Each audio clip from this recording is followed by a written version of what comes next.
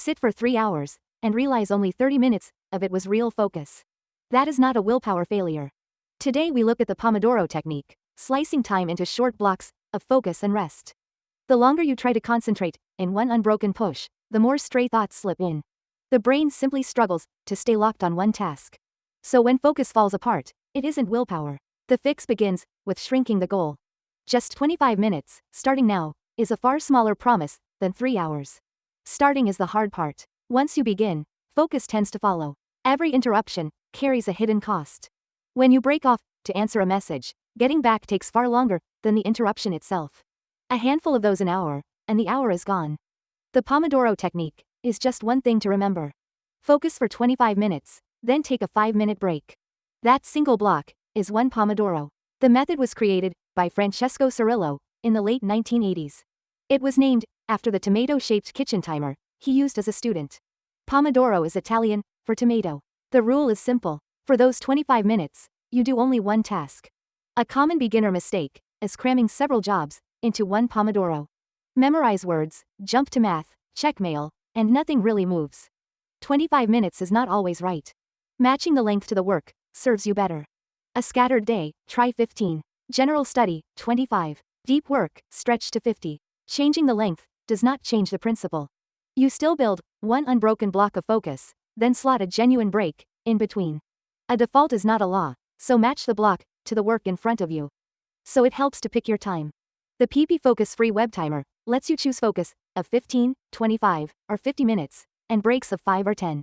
No install, it runs right in your browser. The quality of your break sets your next block. Open social media in those 5 minutes, and your brain never rests. Stand up, drink water, look out a window. That is real rest. The opposite mistake is a 5-minute break, stretching to 30. One video leads to the next, and the flow is gone.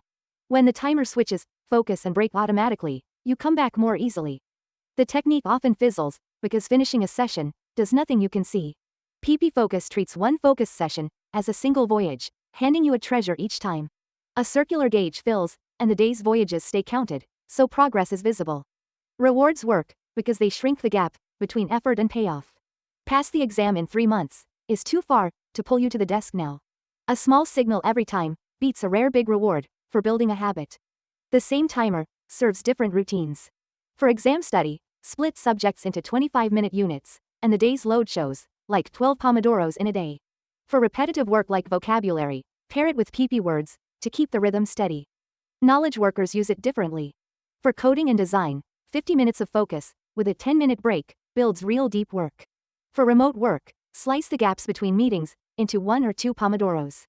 The rhythm resets every 4 blocks. After 4 Pomodoros of 25 on and 5 off, take a longer break of 15 to 30 minutes. That longer rest lets your brain recover before the next set.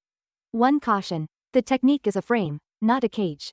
If you hit deep flow just as the timer rings, it is fine to finish the thought. The goal is protected focus, not blind obedience to a bell. Start with the free web timer to see whether 25-minute blocks suit you. It runs in your browser with no install. If the loop clicks, the PiPi Focus app extends it with more islands and treasures. Remember just one thing today. It is not about enduring 3 hours, but stacking up 25-minute blocks you actually filled. So start one block right now.